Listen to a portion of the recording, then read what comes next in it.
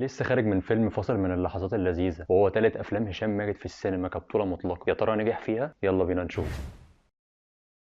فيلم فاصل من اللحظات اللذيذة هو واحد من أفلام عيد الفطر، والفيلم من بطولة مع حفظ الألقاب للجميع هشام ماجد، هنا الزاهد، محمد ثروت، بيومي فؤاد، والطفل اللي زي العسل جان رابي. الفيلم كفكرة هي فكرة جديدة جدا على السينما المصرية، اتعملت بره كتير وشفناها، لكن لما اتعملت بالتاتش المصري بتاعنا والشكل والطابع الكوميدي بتاعنا طلعت بشكل حلو جدا وشكل فيه كوميديا وضحك كتير. والقصة باختصار شديد بتحكي عن صالح ودرية، الزوجين اللي ما بينهم مشاكل كتير جدا بسبب تقصير كل طرف فيهم في العلاقة، لحد ما بتحصل اللحظة الفارقة في الفيلم، وهي اللحظة اللي بتفتح فيها البوابة لعالم موازي تاني، عالم بيشوف فيه صالح ودرية نفسهم بشكل مثالي بدون مشاكل تماما. عجبني جدا التناقض الواضح ما بين العالمين وتفاصيل كل عالم، والتركيز على التفاصيل من طريقة كلام للبس لموسيقى تصويرية. شفنا اهتمام كبير جدا بالتفاصيل عشان يكون كل مكان مختلف عن التاني، وكل مكان يكون ليه هوية واضحة. عجبني برضو طريقة تنقلهم من العالم للعالم التاني في الموسيقى التصويرية الرائعة والمشاهد اللي شفناها اللي اتعملت بمنتهى السلاسة ومنتهى الكوميديا. أول ساعة في الفيلم بالنسبة لي هي كانت الأقوى، واللي فضلت مستمرة لحد ما تقابل الزوجين في العالم الموازي، وهنا ابتدت الكوميديا تقل بشكل ملحوظ، ولكن الأحداث بقت أقوى وبقى في مشاهد أقوى دراميا وتمثيليا، لأن بعد ما صالح ودرية اتقابلوا في العالم الموازي اكتشفوا إنه مش عالم مثالي ولا حاجة، واكتشفوا إنه مليان مشاكل وإنه خالي من أي طعم. عجبني كمان إن الفيلم مركز على فكرة إن مفيش حياة مثالية خالية من العيوب، وده نجح فيه إن الفيلم قدر يوصله. اتبسطت قوي بأداء هنا الزاهد، ويمكن ده واحد من أفضل أدوارها الكوميدية اللي أنا شفتها من ساعة ما بدأت، كوميديا بدون أفوارة، وفعلا دمها كان خفيف جدا، وقدمت مشاهد درامية وتمثيلية كويسة جدا في الفيلم، بالذات مشهد استلام الجايزة اللي شفناه، كلامها فيه كان واقعي جدا وكان خارج من قلبها. وعجبني جدا دور محمد ثروت، ويمكن هو أكتر واحد ضحكني في الفيلم، دور مختلف تماما بعيدا عن النمط اللي احنا متعودين عليه منه.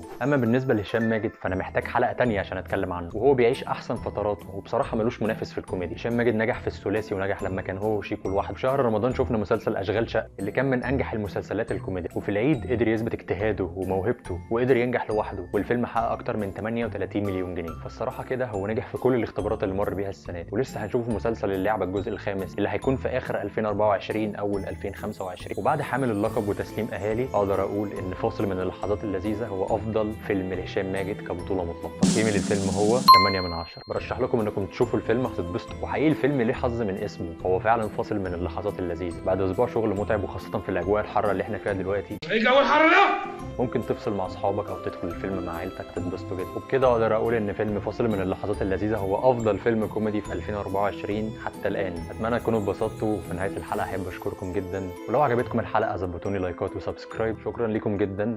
كالعاده انا محمد درويش، وده فيلم السهر.